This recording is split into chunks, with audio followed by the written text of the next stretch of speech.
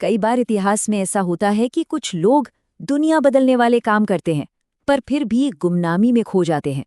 आज हम एक ऐसी ही शख्सियत की कहानी जानेंगे जो इतिहास के एक बहुत अहम मोड़ पर मौजूद थी, पर उनका नाम हम में से ज्यादातर लोगों ने शायद ही सुना होगा। चलिए अभी उनका नाम नहीं लेते, पहले जरा 7वीं सदी के अरब के बारे में सोचते हैं।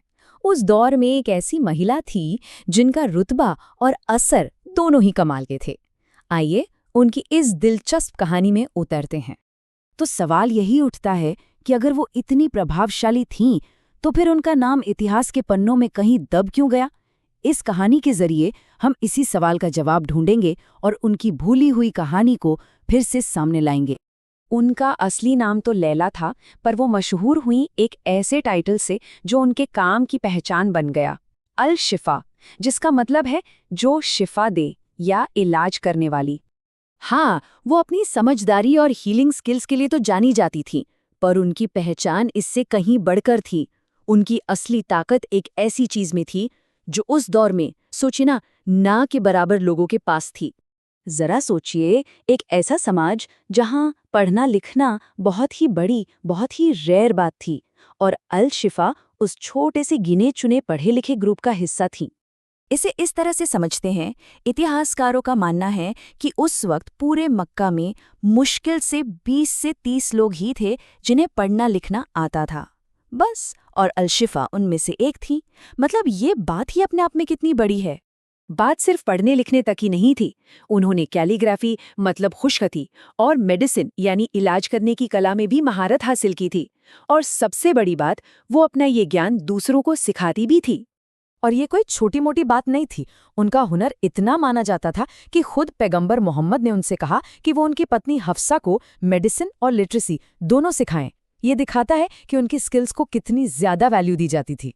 इस्लाम अपनाने वाले शुरुआती लोगों में से एक थी अल शिफा, और जब मक्का से मदीना का सफर हुआ तो वो पहली कुछ औरतों में से थीं जो वहां गईं।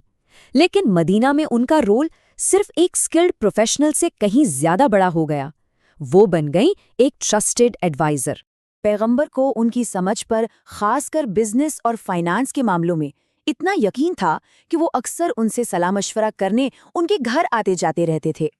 ये उनके लिए बहुत बड़े सम्मान की बात थी कि पैगंबर खुद उनके घर आते थे, मेहमान बनते थे। उन्होंने पैगंबर के आने जाने के लिए खास इंतजाम भी किए हुए थे। और उनकी सबसे कीमती विरासत क्या थी? वो छोटी छोटी चीजें जो पैगंबर उनके घर पे इस्तेमाल करते थे, किसी भी दौलत से बढ़कर। अब पैगंबर के गुजर जाने के बाद भी अल शिफा का असर कम नहीं हुआ, बल्कि दूसरे खलीफा उमर के दौर में तो ये और भी फॉर्मलाइज्ड, मतलब और भी पक्का हो गया। तो देखिए, ये एक कमाल का ट्रांजिशन है। मक्का में वो जानी जाती थी अपने पर्सनल स्किल्स के लिए, हीलिंग, टीचिंग, कैलीग्राफी। लेकिन मदीना में उनकी पहचान बन गई पब्लिक मामलों पर सलाह देने वाली एक अहम शख्सियत के तौर पर। बाजार के मामले, फाइनेंस और उनकी ओवरऑल समझदारी।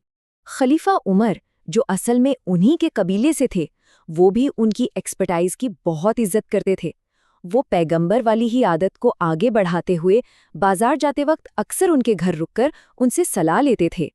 इससे एक टॉप एडवाइजर के तौर पर उनकी भूमिका और भी मजबूत हो गई। पर शायद अलशिफा की सबसे स्थायी विरासत वो नहीं है जो उन्होंने किया, बल्कि वो है जो उन्होंने हमें बताया। वो सिर्फ इतिहास का हिस्सा नहीं थी, वो इतिहास की कहानीकार भी थी। ये एक बहुत मशहूर कहानी है कि खलीफा उमर को उनका ऑफिशियल टाइटल अमीर अल मोमिनीन यानी कमांडर ऑफ द बिलीवर्स कैसे मिला। किस्सा कुछ यूं है कि खलीफा उमर ने इराक के गवर्नर को खत लिखकर अपने 2 बेहतरीन आदमी भेजने को कहा। जब वो 2 लोग मदीना आए तो उन्होंने किसी से पूछा कि अमीर यानी कमांडर कहाँ मिलेंगे। बस उसी पल उस शख्स को एहसास हुआ कि ये टाइटल तो एकदम परफेक्ट है। उसने उमर को अमीर अल मोमिनीन कहकर पुकारा, और बस उसी दिन से ये टाइटल हमेशा के लिए सभी खलीफाओं के लिए ऑफिशियल हो गया। तो सबसे ज़रूरी बात यह है कि इतिहास का ये इतना बड़ा पल, एक टाइटल की ये पूरी कहानी आज हमें सिर्फ और सिर्फ इसलिए पता है क्योंकि अल शिफा ने ये कहानी अपने पोते को सुनाई थी। मतलब वो सिर्फ इतिहास में मौजूद नहीं थी, वो इतिहास को सुना रही थी। अल शिफा की कहानी हमें ये दिखाती है कि इतिहास के कुछ सबसे असरदार लोग हमारी नज़रों से ओझल हैं, बस खोजे जाने का इंतज़ार कर रहे हैं। और ये हमें सोचने पर मजबूर करता है कि और न जाने कितनी ऐसी अहम कहानियां हैं जो अभी तक सामने नहीं आई हैं, जिनके बारे में हमें जानना बाकी है।